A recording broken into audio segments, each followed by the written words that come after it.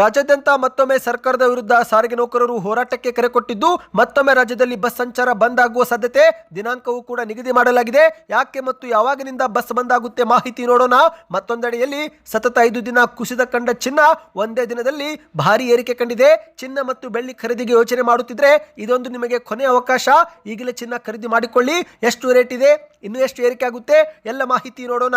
ಮತ್ತೊಂದೆಡೆಯಲ್ಲಿ H D. Kumaraswamy ಅವರು ಮೊದಲ ಬಾರಿಗೆ ಮುಖ್ಯಮಂತ್ರಿಯಾಗಿ ಇವತ್ತಿಗೆ 20 ವರ್ಷ ಪೂರ್ತಿಗೊಂಡಿದ್ದು, ಇದೇ ಮಧ್ಯೆ ಮಾಧ್ಯಮಗಳ ಮುಂದೆ ಡಿ.ಕೆ. ಶಿವಕುಮಾರ್ ಮತ್ತು ಸಿಎಂ ಸಿದ್ದರಾಮಯ್ಯ ಹಾಗೂ ಕಾಂಗ್ರೆಸ್ ಸರ್ಕಾರದ ವಿರುದ್ಧವೂ ಕೂಡ ವಾಗ್ದಾಳಿ ಮಾಡಿದ್ದಾರೆ. ವಿಡಿಯೋ ಮಾತ್ರ ಬಹಳ ಮುಖ್ಯವಾಗಲಿದೆ ಸ್ನೇಹಿತರೆ. ಇನ್ನು ನೀವು ಕೂಡ ಗೃಹಲಕ್ಷ್ಮಿ ಯೋಜನೆ ಫಲಾನುಭವಿಗಳಾಗಿದ್ದರೆ ಈ ಒಂದು ವಿಡಿಯೋ ಪೂರ್ತಿಯಾಗಿ ನೋಡಿ. ಫಲಾನುಭವಿಗಳ ಬ್ಯಾಂಕ್ ಖಾತೆಗೆ ಬಾಕಿ ಕಂತು ಜಮೆ ಮಾಡುತ್ತಿರುವ ಸರ್ಕಾರ, ಆದರೆ ಯಾರಿಗೆ ಮತ್ತು ಯಾಕೆ ಹಣ ಜಮೆ ಆಗುತ್ತಿಲ್ಲ ಎಂದು ಮಾಹಿತಿ ಕೊಟ್ಟ ಲಕ್ಷ್ಮೀ ಹೆಬ್ಬಾಳ್ಕರ್ ಅವರು, ಅದು ಕೂಡ ನೋಡೋಣ.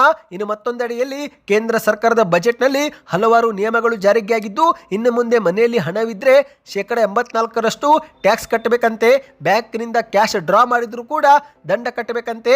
ಏನಿದು ಮಾಹಿತಿ, ರೂಲ್ಸ್ ಏನಿದೆ, ಬಜೆಟ್ನಲ್ಲಿ ಏನು ಘೋಷಣೆ ಮಾಡಲಾಯಿತು, ಎಲ್ಲ ಮಾಹಿತಿಗಳನ್ನು ಡೀಟೇಲ್ ಆಗಿ ನೋಡೋಕ್ಕಿಂತ ಮೊದಲು ನೀವು ಸುದ್ದಿ 9 ಯೂಟ್ಯೂಬ್ ಚಾನಲ್ಗೆ ಮೊದಲು ಬಾರಿ ಭೇಟಿ ಕೊಡುತ್ತಿದ್ರೆ ದಯವಿಟ್ಟು ಸಬ್ಸ್ಕ್ರೈಬ್ ಆಗಿ ಪಕ್ಕದಲ್ಲಿ ಕಾಣಿಸೋ ಗಂಟೆ ಕೂಡ ಒತ್ತಿ. ಇದರಿಂದ ರಾಜ್ಯದ ಮುಖ್ಯವಾದ ಸುದ್ದಿಗಳು ನಿಮಗೆ ಸಿಗುತ್ತಿರುತ್ತವೆ. ವಿಡಿಯೋಗೆ ಲೈಕ್ ಮಾಡ್ತಾ ವಿಡಿಯೋನ ಪೂರ್ತಿಯಾಗಿ ನೋಡಿ. ಬನ್ನಿ ಸ್ನೇಹಿತರೆ, ಎಲ್ಲ ಮಾಹಿತಿಗಳನ್ನು ಡೀಟೇಲ್ ಆಗಿ ನೋಡೋಣ. ಇದೀಗ ಮತ್ತೊಮ್ಮೆ ರಾಜ್ಯ ಸರ್ಕಾರದ ವಿರುದ್ಧ ಹೋರಾಟ ಮಾಡೋದಕ್ಕೆ ಸಾರಿಗೆ ನೌಕರರು ದಿನಾಂಕ ಫಿಕ್ಸ್ ಮಾಡಿದ್ದಾರೆ. ಹೌದು, ಕರ್ನಾಟಕದ 4 ರಾಜ್ಯ ರಸ್ತೆ ಸಾರಿಗೆ ನಿಗಮದ ನೌಕರರು ಮತ್ತೊಮ್ಮೆ ಸರ್ಕಾರದ ವಿರುದ್ಧ ಧ್ವನಿ ಎತ್ತಿದ್ದಾರೆ. ಜಂಟಿ ಕ್ರಿಯಾ ಸಮಿತಿ ನೇತೃತ್ವದಲ್ಲಿ ಮತ್ತೊಮ್ಮೆ ಹೋರಾಟಕ್ಕಿಳಿಯಲು ಸಜ್ಜಾಗುತ್ತಿದ್ದಾರೆ. ಹೌದು, ಕೆಎಸ್ಆರ್ಟಿಸಿ, ಬಿಎಂಟಿಸಿ, ಎನ್ಡಬ್ಲ್ಯೂ ಕೆಎಸ್ಆರ್ಟಿಸಿ ಮತ್ತು ಕೆಕೆಆರ್ಟಿಸಿ ನೌಕರರು ಮತ್ತೊಮ್ಮೆ ರಾಜ್ಯಾದ್ಯಂತ ಸಾರಿಗೆ ಬಸ್ ಬಂದ್ ಮಾಡಲು ನಿರ್ಧಾರ ಮಾಡಿರುವಂತದ್ದು. ಕಳೆದ ತಿಂಗಳು ಅಂದ್ರೆ ಜನವರಿಯಲ್ಲಿನೇ ಪ್ರತಿಭಟನೆಗೆ ಕರೆ ಕೊಡಲಾಗಿತ್ತು. ಆದರೆ ಕಾರ್ಮಿಕ ಮುಖಂಡ ಅನಂತ ಸುಬ್ಬುರು ಅವರು ಏಕಾಏಕಿ ಹೃದಯಾಘಾತದಿಂದ ನಿಧನರಾದ ಕಾರಣ ಈ ಒಂದು ಹೋರಾಟ ಮುಂದೂಡಲಾಗಿತ್ತು. ಇದೀಗ ಮತ್ತೊಮ್ಮೆ ಸಭೆ ಮಾಡಿ ದಿನಾಂಕವೂ ಕೂಡ ನಿಗದಿ ಮಾಡಲಾಗಿದೆ. ಹೌದು, ಫೆಬ್ರವರಿ ತಿಂಗಳ 3ನೇ ವಾರ ಅಂದ್ರೆ ಫೆಬ್ರವರಿ 19ರಂದು ಹೋರಾಟ ಮಾಡುವುದಕ್ಕೆ ಕರೆ ಕೊಡಲಾಗಿದೆ ಸ್ನೇಹಿತರೆ. ಹೌದು, ನೌಕರರ ಮುಖ್ಯ ಬೇಡಿಕೆಗಳು ಈಡೇರಿಸದಿದ್ರೆ ಮತ್ತೊಮ್ಮೆ ಬಸ್ ಬಂದ್ ಮಾಡುವುದಾಗಿ ಎಚ್ಚರಿಕೆ ಕೊಡಲಾಗಿದೆ. 38 ತಿಂಗಳ ಹಿಂಬಾಕಿ ವೇತನ ಪಾವತಿ ಮಾಡುವುದು, 2024 ಜನವರಿ 1ರಿಂದ ಹೊಸ ವೇತನ ಪರಿಷ್ಕರಣೆ ಮಾಡಿ ಆ ಒಂದು ಹಣ ಹಾಕುವುದು ಸೇರಿದಂತೆ ಹಲವು ಬೇಡಿಕೆಗಳನ್ನ ಸರ್ಕಾರದ ಮುಂದೆ ಇಡಲಾಗಿದೆ. ಈಗಾಗಲೇ ಸರ್ಕಾರ ಜೊತೆಗೆ ಹಲವು ಸುತ್ತಿನ ಚರ್ಚೆ ಮಾಡಿದ್ರೂ ಕೂಡ ಯಾವುದೇ ಫಲಿತಾಂಶ ಬಂದಿಲ್ಲ. ಹಾಗಾಗಿ ಇದೀಗ ಮತ್ತೊಮ್ಮೆ ಹೋರಾಟ ಮಾಡುವುದಾಗಿ ಸಾರಿಗೆ ಸಚಿವ ರಾಮಲಿಂಗಾರೆಡ್ಡಿ ಅವರಿಗೆ ಪತ್ರ ಬರೆಯಲಾಗಿದೆ. ಈ ಒಂದು ಬೇಡಿಕೆ ಈಡೇರಿಸದಿದ್ರೆ ಫೆಬ್ರವರಿ 19ರಂದು ರಾಜ್ಯಾದ್ಯಂತ ಸಾರಿಗೆ ಸೇವೆ ಸ್ಥಗಿತಗೊಳಿಸುವುದಾಗಿಯೂ ಕೂಡ ಎಚ್ಚರಿಕೆ ರವಾನಿಸಲಾಗಿದೆ. ಹೌದು ಸ್ನೇಹಿತರೆ, ಜನವರಿ ಅಂತ್ಯದಲ್ಲಿನೇ ಬೆಂಗಳೂರು ಚಲೋ ಪ್ರತಿಭಟನೆ ಹಮ್ಮಿಕೊಳ್ಳಲಾಗಿತ್ತು. ಆದರೆ ಅನಂತ ಸುಬ್ಬುರು ಅವರು ನಿಧನರಾದ ಕಾರಣ ಈ ಒಂದು ಹೋರಾಟ ಇದೀಗ ಫೆಬ್ರವರಿ 19ಕ್ಕೆ ಮುಂದೂಡಲಾಗಿದೆ. ಫ್ರೀಡಂ ಪಾರ್ಕ್ನಲ್ಲಿ ಬೆಳಗ್ಗೆ 10 ಗಂಟೆಯಿಂದ ಸಂಜೆ 4 ಗಂಟೆವರೆಗೆ ಪ್ರತಿಭಟನೆ ಮಾಡಲು ನಿರ್ಧಾರ ಮಾಡಿದ್ದಾರೆ. ಈ ಸಮಯದಲ್ಲಿ ಕೆಲ ಜಿಲ್ಲೆಗಳಲ್ಲಿ ಬಸ್ ಸಂಚಾರ ವ್ಯತ್ಯಯ ಉಂಟಾಗಬಹುದು. ಹೌದು, ಬೆಂಗಳೂರು, ಮೈಸೂರು, ಹುಬ್ಬಳ್ಳಿ, ಕಲಬುರಗಿ, ಶಿವಮೊಗ್ಗ ಈ ಜಿಲ್ಲೆಗಳಲ್ಲಿ ಮುಖ್ಯವಾಗಿ ಬಸ್ ಸಂಚಾರ ವ್ಯತ್ಯಯವಾಗಬಹುದು, ಸ್ಥಗಿತಗೊಳ್ಳಬಹುದು ಎಂದು ಹೇಳಲಾಗ್ತಾ ಇದೆ. ಈ ಬಗ್ಗೆ ಇನ್ನಷ್ಟು ಮಾಹಿತಿ ಬಂದ ಕೂಡಲೇ ವಿಡಿಯೋ ಮಾಡುತ್ತೇವೆ. ಬನ್ನಿದೀಗ ಮತ್ತೊಂದು ಮಾಹಿತಿಗೆ ಹೋಗೋಣ. ಚಿನ್ನ ಮತ್ತು ಬೆಳ್ಳಿ ಖರೀದಿ ಮಾಡಲು ಯೋಚಿಸುತ್ತಿದ್ರೆ ಇದು ನಿಮಗೆ ಕೊನೆಯ ಅವಕಾಶ. ಹೌದು ಸ್ನೇಹಿತರೆ, ಸತತವಾಗಿ 5 ದಿನ ಕುಸಿತ ಕಂಡ ಚಿನ್ನ ಇಂದು ಒಂದೇ ದಿನ ಭಾರಿ ಏರಿಕೆಯಾಗಿದೆ. ಕಳೆದ 3-4 ದಿನಗಳಿಂದ ಭಾರಿ ಇಳಿಕೆಯಾಗಿದ್ದಂಥ ಚಿನ್ನ ಫೆಬ್ರವರಿ 4ಕ್ಕೆ ಭಾರಿ ಏರಿಕೆಯಾಗಿದೆ. ಹೌದು, ಇವತ್ತು ಕೂಡ ಇಳಿಕೆ ಆಗಬಹುದು ಎಂಬ ನಿರೀಕ್ಷೆ ಇತ್ತು. ಆದರೆ ನಿರೀಕ್ಷೆ ನಿರಾಸೆಯಾಗಿದೆ. ಚಿನ್ನದ ಬೆಲೆ ನೋಡಿದರೆ ಮತ್ತೆ ಶಾಕ್ ಆಗುವಂತಾಗಿದೆ. ಹೌದು ಸ್ನೇಹಿತರೆ, 1,80,000ಕ್ಕೆ ಹೋಗಿದ್ದ ಚಿನ್ನ ಕುಸಿದು 1,51,000ಕ್ಕೆ ಬಂದಿತ್ತು. ಇನ್ನೇನು ಚಿನ್ನ ಮತ್ತೆ ಕುಸಿಯುತ್ತೆ ಅನ್ನೋಷ್ಟರಲ್ಲಿ ಸಡನ್ ಆಗಿ ಏರಿಕೆಯಾಗಿದೆ. ಹೌದು, ಒಂದೇ ದಿನ ಪ್ರತಿ ಗ್ರಾಮ್ ಚಿನ್ನದಲ್ಲಿ 660 ರೂಪಾಯಿ ಏರಿಕೆ ಕಂಡಿದೆ. ಈ ಮೂಲಕ ಹೊಸ ಬೆಲೆ 1,60,000 ರೂಪಾಯಿ ಸ್ನೇಹಿತರೆ.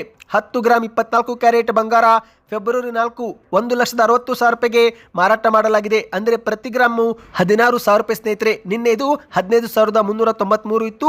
ಒಂದೇ ದಿನದಲ್ಲಿ 660 ರೂಪಾಯಿ ಏರಿಕೆಯಾಗಿದೆ. ಇನ್ನು ಬೆಳ್ಳಿಯೂ ಕೂಡ ಏರಿಕೆ ಕಂಡಿದೆ. ಹೌದು, 4,20,000 ಪ್ರತಿ ಕೆಜಿ ಇದ್ದ ಬೆಳ್ಳಿ ಕುಸಿದು 2,80,000ಕ್ಕೆ ಬಂದಿತ್ತು. ಇದೀಗ 2,80,000ದಿಂದ ಏರಿಕೆಯಾಗಿ 3,20,000 ರೂಪಾಯಿ. ಫೆಬ್ರವರಿ 4ರ ಮಾರುಕಟ್ಟೆ ಪ್ರಕಾರ ಪ್ರತಿ ಗ್ರಾಮ್ ಬೆಳ್ಳಿ 320 ರೂಪಾಯಿ. ಅಂದರೆ 10 ಗ್ರಾಮ್ಗೆ 3,200, 100 ಗ್ರಾಮ್ಗೆ 32,000. 1 ಕೆಜಿ ಬೆಳ್ಳಿ ದರ 3,20,000 ತಲುಪಿದೆ. ಇದೀಗ ಬಂಗಾರ ಮತ್ತು ಚಿನ್ನ ಪ್ರಿಯರಿಗೆ ಇದು ಕೊನೆ ಅವಕಾಶ. ಯಾಕಂದ್ರೆ ಚಿನ್ನ ಇಲ್ಲಿಂದ ಮತ್ತೆ ಏರಿಕೆ ಆಗುವ ಸಾಧ್ಯತೆ ಹೆಚ್ಚಾಗಿದೆ. ಈ ಒಂದು ಹಿಂದೆಯೂ ಕೂಡ 1987ರಲ್ಲಿ ಇದೇ ರೀತಿ ಚಿನ್ನ 5% ಕುಸಿದಿತ್ತು. ಆ ನಂತರ ಅಲ್ಲಿಂದ ಇಲ್ಲಿವರೆಗೆ ಏರಿಕೆನೇ ಆಗಿದೆ. ಇದೀಗ ಮತ್ತೆ 2026ರಲ್ಲಿ ಚಿನ್ನ 7% ಕುಸಿದಿದ್ದು ಇಲ್ಲಿಂದ ಮತ್ತೆ ಚಿನ್ನ ಸತತವಾಗಿ ಏರಿಕೆ ಆಗುತ್ತೆ ಎಂದು ಹೇಳಲಾಗಿದೆ. ನಿಮ್ಮ ಪ್ರಕಾರ ಚಿನ್ನ ಕುಸಿಯಬೇಕು, ಇನ್ನಷ್ಟು ಏರಿಕೆ ಆಗಬೇಕು? ನಿಮ್ಮ ಅನಿಸಿಕೆ ಏನು ಎಂಬುದನ್ನು ನೀವು ಕಮೆಂಟ್ ಮಾಡಿ. ಬನ್ನಿ ಇದೀಗ ಮತ್ತೊಂದು ಮಾಹಿತಿಗೆ ಹೋಗೋಣ. ಎಚ್.ಡಿ. ಕುಮಾರಸ್ವಾಮಿ ಅವರು ಮೊದಲ ಬಾರಿಗೆ ಮುಖ್ಯಮಂತ್ರಿಯಾಗಿ ಇಂದಿಗೆ 20 ವರ್ಷ ಪೂರ್ತಿಗೊಂಡಿದೆ. ಹೌದು, ಕೇಂದ್ರದ ಬೃಹತ್ ಕೈಗಾರಿಕಾ ಮತ್ತು ಉಕ್ಕು ಖಾತೆ ಸಚಿವರಾಗಿರುವ ಎಚ್.ಡಿ. ಕುಮಾರಸ್ವಾಮಿ ಅವರು ಕರ್ನಾಟಕದ ಮೊದಲ ಬಾರಿ ಮುಖ್ಯಮಂತ್ರಿಯಾಗಿ ಇವತ್ತಿಗೆ 20 ವರ್ಷ ಪೂರ್ತಿಯಾಗಿದೆ. ಕಳೆದ 2006ರಲ್ಲಿ ಫೆಬ್ರವರಿ 4ರಂದು ಕುಮಾರಸ್ವಾಮಿ ಅವರು ಮೊದಲ ಬಾರಿಗೆ ರಾಜ್ಯದ ಮುಖ್ಯಮಂತ್ರಿಯಾಗಿ ಪ್ರಮಾಣ ವಚನ ಸ್ವೀಕಾರ ಮಾಡಿದ್ರು. ಬಿಜೆಪಿ ಮತ್ತು ಜೆಡಿಎಸ್ ಮೈತ್ರಿ ಸರ್ಕಾರದಲ್ಲಿ ಒಟ್ಟು 20 ತಿಂಗಳ ಕಾಲ ಅವರು ಮುಖ್ಯಮಂತ್ರಿಯಾಗಿ ಆಡಳಿತ ಮಾಡಿದ್ದಾರೆ. ನಂತರ 2ನೇ ಬಾರಿಗೆ 2018ರಲ್ಲಿ ಮತ್ತೊಮ್ಮೆ ಮುಖ್ಯಮಂತ್ರಿಯಾಗಿ ರೈತರ ಸಾಲ ಮನ್ನಾ ಸೇರಿದಂತೆ ಹಲವು ಜನಪ್ರಿಯ ಕಾರ್ಯಕ್ರಮವನ್ನು ಕೂಡ ಅವರು ತಂದು ಕೊಟ್ಟಿದ್ದಾರೆ. ಇದೀಗ ಸ್ನೇಹಿತರೆ, ಹಾಸನದಲ್ಲಿ ಮಾತನಾಡುವ ವೇಳೆ ಕುಮಾರಸ್ವಾಮಿ ಅವರು ಕಾಂಗ್ರೆಸ್ ಸರ್ಕಾರದ ವಿರುದ್ಧ ಮುಖ್ಯಮಂತ್ರಿ ಮತ್ತು ಉಪಮುಖ್ಯಮಂತ್ರಿಯವರ ವಿರುದ್ಧ ವಾಗ್ದಾಳಿ ಮಾಡಿದ್ದಾರೆ. ಅಷ್ಟು ಮಾತ್ರವಲ್ಲ, ತಮ್ಮ ತಂದೆ ಎಚ್.ಡಿ. ದೇವೇಗೌಡ ಅವರು ಕಾಂಗ್ರೆಸ್ ಪಕ್ಷ ಸೇರಿನೇ ತಮ್ಮ ರಾಜಕೀಯ ಜೀವನ ಹಾಳು ಮಾಡಿಕೊಂಡ್ರು ಎಂದು ದೂರಿದ್ದಾರೆ. ಹೌದು, ಸುದ್ದಿಗಾರರ ಜೊತೆಗೆ ಮಾತನಾಡಿದಂತ ಕುಮಾರಸ್ವಾಮಿ ಅವರು, ನನ್ನ ತಂದೆ ಎಚ್.ಡಿ. ದೇವೇಗೌಡ ಅವರು ಕಾಂಗ್ರೆಸ್ ಪಕ್ಷ ನಂಬಿ ತಮ್ಮ ರಾಜಕೀಯ ಜೀವನವನ್ನೇ ಹಾಳು ಮಾಡಿಕೊಂಡ್ರು. ದೇವೇಗೌಡವರ ಬದುಕು ರಾಜಕೀಯವಾಗಿ ಹದಗೆಡಲು ಕಾಂಗ್ರೆಸ್ ನೇರ ಕಾರಣ ಎಂದು ವಾಗ್ದಾಳಿ ಮಾಡಿದ್ದಾರೆ.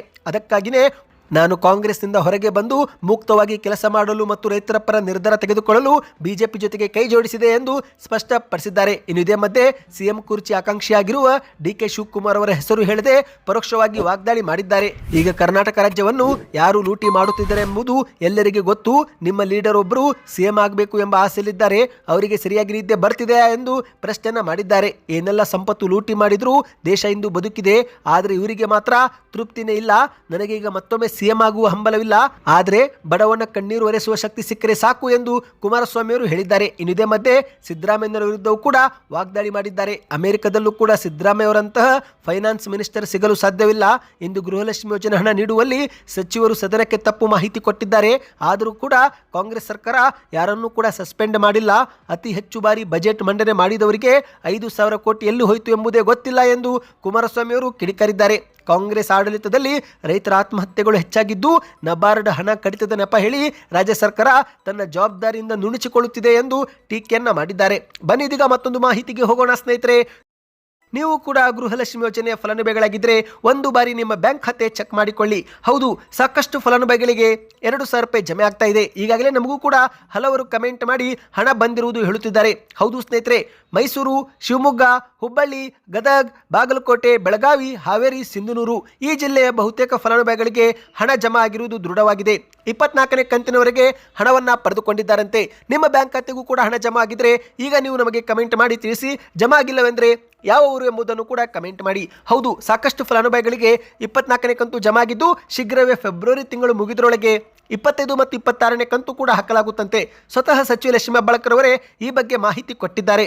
ಹೌದು, ಇಲ್ಲಿವರೆಗೆ ಸೆಪ್ಟೆಂಬರ್ ತಿಂಗಳವರೆಗಿನ ಕಂತನ್ನು ಕ್ಲಿಯರ್ ಮಾಡಿದ್ದೇವೆ. ಶೀಘ್ರವೇ 25 ಮತ್ತು 26ನೇ ಕಂತು ಕೂಡ ಹಾಕುತ್ತೇವೆ. ಈ ಮೂಲಕ ಫಲಾನುಭವಿಗಳಿಗೆ 52,000 ರೂಪಾಯಿ ಜಮೆ ಮಾಡಿದಂತಾಗುತ್ತೆ ಎಂದು ಕೊಪ್ಪಳ ಜಿಲ್ಲೆಯಲ್ಲಿ ಮಾಧ್ಯಮಗಳ ಮುಂದೆ ಸ್ಪಷ್ಟಪಡಿಸಿದ್ದಾರೆ. ಇನ್ನು ಇದೇ ಮಧ್ಯೆ ಕೆಲವರಿಗೆ GST ಮತ್ತು ಆದಾಯ ತೆರಿಗೆ ಕಟ್ಟುತ್ತಿದ್ದಾರೆ ಎಂಬ ಕಾರಣ ಕೊಟ್ಟು ಹೊರಗಿಡಲಾಗಿದ್ದು ಈ ಬಗ್ಗೆಯೂ ಕೂಡ ಲಕ್ಷ್ಮೀ ಹೆಬ್ಬಾಳ್ಕರ್ ಅವರು ಸ್ಪಷ್ಟನೆ ಕೊಟ್ಟಿದ್ದಾರೆ. ಹೌದು, ಸರ್ಕಾರದಾಗಲಿ ಅಥವಾ ನಮ್ಮ ಇಲಾಖೆದಾಗಲಿ ಇಲ್ಲಿ ಯಾರ್ದು ತಪ್ಪಿಲ್ಲ. GST ಮತ್ತು ಆದಾಯ ತೆರಿಗೆ ಇಲಾಖೆ ದಾಖಲೆಗಳಲ್ಲಿ ಅವರ ಹೆಸರು ತೋರಿಸ್ತಾ ಇದೆ. ಯಾಕಂದ್ರೆ ಗೃಹಲಕ್ಷ್ಮಿ ಯೋಜನೆ ಫಲಾನುಭವಿಗಳು ಕೆಲವೊಮ್ಮೆ ವ್ಯವಹಾರ ನಡೆಸುವಾಗ GST ಮತ್ತು ಆದಾಯ ತೆರಿಗೆ ವ್ಯಾಪ್ತಿಗೆ ಒಳಪಟ್ಟಿರುತ್ತಾರೆ. ಹಾಗಾಗಿ ಅವರ ಹೆಸರು ಸಾಫ್ಟ್ವೇರ್ನಲ್ಲಿ GST ಮತ್ತು ಆದಾಯ ತೆರಿಗೆ ಅಂತ ತೋರಿಸಲಾಗಿರುತ್ತೆ. ಅಂತಹ ಸಮಯದಲ್ಲಿ ನಾವೇನೂ ಬದಲಾವಣೆ ಮಾಡಲು ಸಾಧ್ಯವಿಲ್ಲ. ಹಣ ತಾನಾಗಿನೇ ಹೋಲ್ಡ್ ಆಗುತ್ತೆ. ಆದರೆ ಈ ಕುರಿತಂತೆ ಈಗ ಸಮಸ್ಯೆ ಸರಿಪಡಿಸಲಾಗುತ್ತಿದ್ದು 52,000 ಫಲಾನುಭವಿಗಳಲ್ಲಿ 30,000 ಫಲಾನುಭವಿಗಳಿಗೆ ಹಣ ಹಾಕುತ್ತಿದ್ದೇವೆ. ಈಗ ಉಳಿದಂತ 22,000 ಫಲಾನುಭವಿಗಳ ಸಮಸ್ಯೆ ಸರಿಪಡಿಸಿ ಅವರಿಗೂ ಕೂಡ ಹಣ ಜಮೆ ಮಾಡುತ್ತೇವೆ ಎಂದಿದ್ದಾರೆ. ಈಗಾಗಲೇ ಈ ಕುರಿತಂತೆ ಆದಾಯ ತೆರಿಗೆ ಮತ್ತು GST ಕೌನ್ಸಿಲ್ ಗಮನಕ್ಕೂ ಕೂಡ ತಂದಿದ್ದೇವೆ ಎಂದು ಲಕ್ಷ್ಮೀ ಹೆಬ್ಬಾಳ್ಕರ್ ಅವರು ಮಾಹಿತಿ ಕೊಟ್ಟಿದ್ದಾರೆ. ಹೌದು, ನೀವು ಕೂಡ ಏನಾದರೂ ಗೃಹಲಕ್ಷ್ಮಿ ಯೋಜನೆ ಫಲಾನುಭವಿಗಳಾಗಿದ್ದರೆ ಕೊನೆಯ ಕಂತು ನಿಮ್ಮ ಬ್ಯಾಂಕ್ ಖಾತೆಗೆ ಯಾವಾಗ ಜಮವಾಗಿತ್ತು ಕಮೆಂಟ್ ಮಾಡಿ. ಬನ್ನಿ ಇದೀಗ ಕೊನೆ ಮಾಹಿತಿಗೆ ಹೋಗೋಣ. ಇತ್ತೀಚೆಗೆ ಹಣಕಾಸು ಸಚಿವೆ ನಿರ್ಮಲಾ ಸೀತಾರಾಮನ್ ಅವರು ಕೇಂದ್ರದ ಬಜೆಟ್ ಅನ್ನು ಮಂಡಿಸಿದ್ದು, ಆದರೆ ಇದೇ ಒಂದು ಬಜೆಟ್ ಕೆಲ ಮಾಹಿತಿಯಿಂದ ಬಡವರ ಮತ್ತು ಮಧ್ಯಮ ವರ್ಗದವರ ನಿದ್ದೆ ಕೆಟ್ಟು ಹೋಗಿದೆ. ಹೌದು ಸ್ನೇಹಿತರೆ, ಮನೆಯಲ್ಲಿ ಹಣ ಇಟ್ಟುಕೊಂಡ್ರೆ 84% ತೆರಿಗೆ ಕಟ್ಟಬೇಕು, ಬ್ಯಾಂಕ್ನಿಂದ ಕ್ಯಾಶ್ ಡ್ರಾ ಮಾಡಿದ್ರೆ ದಂಡ ಕಟ್ಟಬೇಕು. ಇಂತಹ ಸುದ್ದಿಗಳು ಸಾಮಾಜಿಕ ಜಾಲತಾಣದಲ್ಲಿ ಭಾರಿ ಸದ್ದು ಮಾಡಿವೆ. ಇದರಿಂದ ಬಡ ಜನರ ಮತ್ತು ಮಧ್ಯಮ ವರ್ಗದವರ ನಿದ್ದೆ ಕೆಡಿಸಿ ಹೋಗಿದೆ. ಹೌದು, ಈಗ ವೈರಲ್ ಆಗುತ್ತಿರೋ ಅತಿ ದೊಡ್ಡ ಸುದ್ದಿ ಏನೆಂದ್ರೆ, ಮನೆಯಲ್ಲಿ ಹಣ ಇಟ್ಟುಕೊಂಡ್ರೆ ಅದರ ಮೇಲೆ 84% ತೆರಿಗೆ ಕಟ್ಟಬೇಕಂತೆ. ಅಂದ್ರೆ 10 ಲಕ್ಷ ಹಣ ಇಟ್ಟುಕೊಂಡಿದ್ರೆ 8,40,000 ರೂಪಾಯಿ ತೆರಿಗೆ ರೂಪದಲ್ಲಿ ಸರ್ಕಾರಕ್ಕೆ ಕೊಡಬೇಕು. ಈ ಒಂದು ನಿಯಮವಿದೆಯಂತೆ. ಆದರೆ ಸ್ನೇಹಿತರೆ, ಇಲ್ಲಿ ಇದು ಅರ್ಧ ಸತ್ಯ. ಹೌದು, ಪ್ರತಿಯೊಬ್ಬರು ಕೂಡ ಹಣ ಕೊಡುವ ಅವಶ್ಯಕತೆ ಇಲ್ಲ. ಯಾವಾಗಂದ್ರೆ ನಿಮ್ಮ ಬಳಿ ಇರುವಂತಹ ಲಕ್ಷಗಟ್ಟಲೆ ಹಣದ ಒಂದು ಸೂಕ್ತ ದಾಖಲಿಲ್ಲವೆಂದರೆ ಆಗ ಮಾತ್ರ ನೀವು ತೆರಿಗೆ ರೂಪದಲ್ಲಿ 84% ಹಣ ಕೊಡಬೇಕಾಗುತ್ತೆ. ಹೌದು, ಒಂದೊಮ್ಮೆ ನಿಮ್ಮ ಮನೆಗೆ IT ರೇಡ್ ಆದರೆ ನಿಮ್ಮ ಮನೆಯಲ್ಲಿರುವ ಲಕ್ಷಗಟ್ಟಲೆ ಹಣಕ್ಕೆ ಯಾವುದೇ ಒಂದು ಸೂಕ್ತ ದಾಖಲೆ ಇಲ್ಲವೆಂದರೆ, ಎಲ್ಲಿಂದ ಬಂತು ಎಂಬ ಮೂಲ ಇಲ್ಲವೆಂದರೆ ಆಗ ಮಾತ್ರ ದಂಡ ಕಟ್ಟಬೇಕಾಗುತ್ತೆ. ಒಂದೊಮ್ಮೆ ಆ ಒಂದು ಹಣ ನೀವು ಕಷ್ಟಪಟ್ಟು ದುಡಿದಿದ್ದು ಸಂಪಾದನೆ ಮಾಡಿರೋ ಹಣವಾದರೆ ಆಗ ಯಾವುದೇ ಒಂದು ಹೆದರುವ ಅಗತ್ಯ ಇರೋದಿಲ್ಲ. 1 ರೂಪಾಯಿ ಕೂಡ ನೀವು ತೆರಿಗೆ ರೂಪದಲ್ಲಿ ಸರ್ಕಾರಕ್ಕೆ ನೀಡುವ ಅವಶ್ಯಕತೆ ಇಲ್ಲ ಸ್ನೇಹಿತರೆ. ಕೇವಲ ನೀವು ಆದಾಯದ ಮೂಲ ತೋರಿಸಿದ್ರೆ ಆಯಿತು, ನಿಮ್ಮ ವಿರುದ್ಧ ಯಾವುದೇ ಆಕ್ಷನ್ ತೆಗೆದುಕೊಳ್ಳೋದಿಲ್ಲ. ಇನ್ನು ಅದೇ ರೀತಿ ಬ್ಯಾಂಕಿನಿಂದ 1 ವರ್ಷದಲ್ಲಿ 10 ಲಕ್ಷ ರೂಪಾಯಿಗಿಂತ ಹೆಚ್ಚು ಕ್ಯಾಶ್ ಡ್ರಾ ಮಾಡಿದರೂ ಕೂಡ ನಿಮ್ಮ ಮನೆ ಬಾಗಿಲಿಗೆ ಅಧಿಕಾರಿಗಳು ಬರುತ್ತಾರಂತೆ. ಹೌದು, ಈ ನಿಯಮವು ಕೂಡ ಜಾರಿಗೆ ಮಾಡಲಾಗಿದೆ ಸ್ನೇಹಿತರೆ.